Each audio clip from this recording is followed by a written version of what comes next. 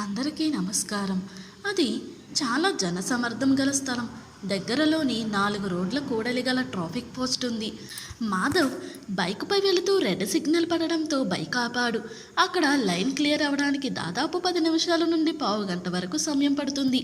రోడ్డుకి ఇరుపక్కల బిచ్చమెత్తే వాళ్ళు, రకరకాల వస్తువులు అమ్మేవాళ్ళు, కార్లు, బైక్ పైన వెళ్ళే వాళ్ళని విసిగిస్తూ ఉంటారు. ముఖ్యంగా చిన్నపిల్లలని ఎత్తుకుని వాళ్ళని చూపించి బిచ్చమడిగే వాళ్ళకి కొదవలేదు అలాంటి చోట. ఇలాంటి న్యూసెన్స్ అంటే గొప్ప చిరాకు మాధవ్కి. అతని బైక్ వద్దకి కూడా ఇలాగే ఏవో వస్తువులు అమ్మకానికి పట్టుకొచ్చాడు ఓ వ్యక్తి. అతన్ని నిరాకరించి యథాలాపంగా పక్కకి తిరిగి చూసిన మాధవ్ దృష్టి దూరంగా ఒక కారు వద్ద ఒక చిన్నపిల్లని ఎత్తుకుని బిచ్చమెత్తుతున్న ఒక ఆమె మీద పడింది. తైల సంస్కారం లేని జుట్టు, చినిగిన దుస్తులతో దారిద్ర్యానికి ప్రతినిధిలా ఉందామె. అయితే ఆమె చేతిలో ఉన్న పిల్ల మాత్రం మామూలు దుస్తులు వేసుకున్న ముద్దొస్తూ చూపరుల దృష్టి ఆకర్షించేలా ఉంది. చూసిన వాళ్ళెవరికైనా ఆ పిల్ల బిచ్చగత్తె కూతురేనా అనిపించక మానదు. మాధవ్కి ఆ దృశ్యం చూడగానే వార్తాపత్రికలలో చూసే వార్తలు, టీవీలో వచ్చే కథనాలే గుర్తుకు రాసాగాయి. చిన్నపిల్లల్ని ఎత్తుకుపోయి వాళ్ళని చూపించి బిచ్చమెత్తుకునే వార్త కథనాలే గుర్తుకు రాసాగాయి. ఆమెను చూస్తుంటే వెంటనే బండిని ఓ పక్కకు తీసుకెళ్లి పార్క్ చేసి ఆ ఎదురుగా ఉన్న పోలీస్ పోస్ట్ వద్దకు వెళ్ళి తన అనుమానం వ్యక్తం చేశాడు మాధవ్. మాధవ్ అనుమానాన్ని నమ్మదగినదిగా అనిపించడంతో అక్కడ ఉన్న పోలీస్ కానిస్టేబుల్ లాఠీ ఊపుకుంటూ అక్కడికి వచ్చాడు. పోలీసును చూడగానే అంతవరకు ప్రయాణికుల్ని పిసిగిస్తున్న కొంతమంది వెనక్కి తగ్గారు. మాధవ్ చూపించిన ఆమె వైపు వెళ్ళి తన లాఠీ ఎత్తి చూపిస్తూ, ఏయ్ నిజం చెప్పు, ఎక్కడి నుంచి ఎత్తుకొచ్చావు ఈ పిల్లని అని బెదిరిస్తూ అడిగాడు అతను. నిజం బాబు, ఇది నా బిడ్డే బాబు అంది బెదురు చూపులతో. ఆమె బెదురు చూపులు చూసేసరికి కానిస్టేబుల్కి ఆమె పైన అనుమానం రెట్టింపయింది. ఈ లోపున మాధవ్ తన ఆఫీస్కి టైం అవుతుందంటూ అక్కడి నుంచి వెళ్ళిపోయాడు. మిగిలిన సంగతి పోలీసులే చూసుకుంటారనుకుంటూ ఉత్తమ పౌరుడిగా తన వంతు కర్తవ్యం నెరవేర్చానని అతను తృప్తిపడ్డాడు. కానిస్టేబుల్ ఆమెని అలా అడగడం చూడగానే చాలామంది గుమిగూడారక్కడ. ఎవరికి తోచిన కామెంట్లు వాళ్ళు చేస్తున్నారు. చిన్నపిల్లలని ఎత్తుకుపోయి వాళ్ళని చూపిస్తూ బిచ్చమెత్తుతున్నారు. ఎవరి బిడ్డో పాపం ఎత్తుకొచ్చింది అన్నారొకరు. ఇంకా నయం, కొంతమంది అయితే ఎత్తుకొచ్చిన పిల్లల్ని దివ్యాంగులుగా మార్చి మరీ బిచ్చమెత్తుతారు. జాలిపడి జనం ఎక్కువ డబ్బులు బిచ్చమేస్తారని తను విన్నది తనకు తోచినది చెప్పాడొకడు. ఇలాంటి వాళ్ళని వదలకూడదు, కఠినంగా శిక్షించాలి ఇంకొకటి సలహా. ఇలా అక్కడ గుమిగూడిన జనం రకరకాలుగా అనుకుంటున్నారు. నీకు ఇలా కాదు, మామూలుగా అడిగితే లాభం లేదు, పద స్టేషన్కి అంటూ ఆమె చేతుల్లోంచి పాపని అందుకోబోయాడు. ఆమె బదిలించుకోవడానికి పెనుగులాడుతుంది. నిజంగా సత్యప్రమాణంగా నా బిడ్డే బాబు అని ఎంత మొత్తుకున్నా పోలీస్ కానిస్టేబుల్ వినకుండా ఆ పాపని దొరకపుచ్చుకున్నాడు. అక్కడ జనం చోద్యం చూస్తున్నట్లు నిలబడ్డారు. పద స్టేషన్కి అంటూ లాఠీ ఆమె పైకెత్తి జాలిపించాడు.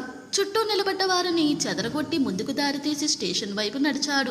కానిస్టేబుల్ పాపని లాక్కెళ్లడంతో ఆమె నా బిడ్డని పట్టుకెళ్ళిపోతున్నారో అంటూ ఆమె గోల చేయసాగింది. ఆమెని చుప్, నోరు మూసుకుని పద స్టేషన్కి అంటూ ఆమెను అదిలించాడు. ఆ పక్కనే ఉన్న స్టేషన్లోకి వెళ్ళి అక్కడ ఉన్న ఇన్స్పెక్టర్కి సంగతి వివరించాడు. అతనికి కూడా అందరికీ కలిగిన అనుమానమే కలిగింది. ఆ పాప ఆమె కూతురు కాదని, ఎక్కడి నుంచో ఆమె దొంగలించి ఉండవచ్చునని భావన కలిగింది. ఈ మధ్య ఇలా పిల్లల్ని దొంగతనంగా తీసుకుపోవడం చాలా చూశాడు అతను. అయితే ఎన్నిసార్లు ఆమెను అడిగినా ఒక్కటే సమాధానం ఇస్తుంది, తన కూతురే అని గట్టిగా చెబుతుంది. నమ్మకం మాత్రం చిక్కడం లేదు అతనికి. క్షణంలో ఈ వార్త దావనలంలా వ్యాపించింది. వార్తాపత్రికలు, విలేకరులు, టీవీ వాళ్ళు స్టేషన్ ముందు గుమిగూడారు. పోలీస్ అధికారులు వద్ద నుండి సమాచారం సేకరించి తమ మసాలాలు జోడించి ఆ వార్తను తమ ఛానళ్లలో ప్రసారం చేయసాగారు. వార్తాపత్రికలైతే తమ కథనాన్ని ప్రచురించడానికి సన్నాహాలు చేయసాగాయి. అనుమాన పరిస్థితులలో లచ్చి అనబడే ఈమెను మేము అదుపులోకి తీసుకున్నాం. ఈమె వద్దనున్న 2 ఏళ్ల పాపని ఎక్కడి నుంచి ఎత్తుకొచ్చిందో ఎంత అడిగినా చెప్పడం లేదు.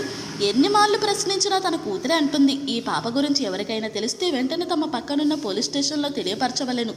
అంతవరకు ఈ పాప శిశు సంక్షేమ శాఖ వాళ్ళ సంరక్షణలో ఉంటుంది అని ఇన్స్పెక్టర్ చెప్పింది టీవీలో పదే పదే వస్తుంది. ఆ సాయంకాలం టీవీలో ఈ వార్తలు చూస్తున్న భార్య అనితకు చెప్పాడు మాధవ్. ఇదిగో నేను చెప్పానే, ఆ బిచ్చగత్తె చిన్న పాపని ఎత్తుకొచ్చింది. నేను చూసి పోలీసులకు చెప్పా. ఒకవేళ నిజంగా ఆ పిల్ల ఆమె కూతురేమో అని సందేహంగా అంది అనిత. ఆమె మాటలకు ఒప్పుకోలేదు మాధవ్. ఆ పిల్లను చూడు, ఎంత చలాకీగా ఉందో, మరెంత బాగుందో. పాత మురికి బట్టలు వేసినంత మాత్రాన ఎవరైనా తెలుసుకోలేరా ఏంటి? చిన్నపిల్లల్ని ఎత్తుకొచ్చి అడుక్కోవడం అలవాటైంది ఇలాంటి వాళ్ళకి. పాపం ఎక్కడి నుంచి ఎత్తుకొచ్చిందో పాపని. కన్న తల్లిదండ్రులు ఎంత క్షోభ అనుభవిస్తున్నారో అన్నాడు మాధవ్. నిజమే పాపం అంది అనిత. 2 రోజుల తర్వాత టీవీలో ఆ విషయమై మరో వార్త విన్నారు వాళ్ళు. బిచ్చగత్తె లచ్చి ఆ పాపని బస్టాండ్ ప్రాంతంలో అపహరించినట్లు ఒప్పుకుందని వార్త ప్రసారం చేశారు టీవీ వాళ్ళు.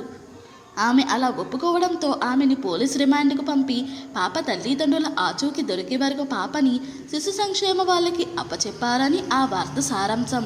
ఓ 6 నెలల తర్వాత బయటకు వచ్చిన లచ్చిని ఎరిగిన ముసలి బుచ్చగత్తి అడిగిందామెను.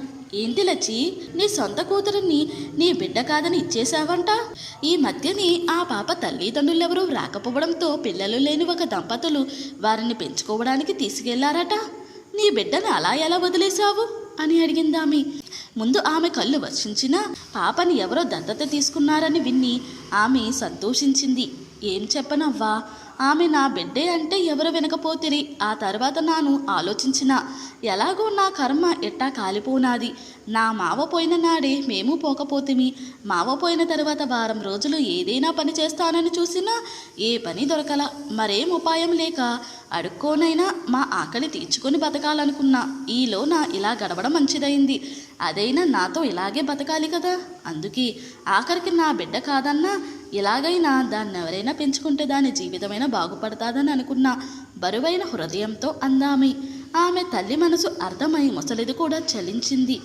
ఇంతటితో ఈ కథ ముగిసింది. ఈ కథ కనుక మీకు నచ్చినట్లయితే మరియు నా ఎక్స్ప్లెనేషన్ కనుక మీకు నచ్చినట్లయితే ప్లీజ్ లైక్, షేర్, సబ్స్క్రైబ్.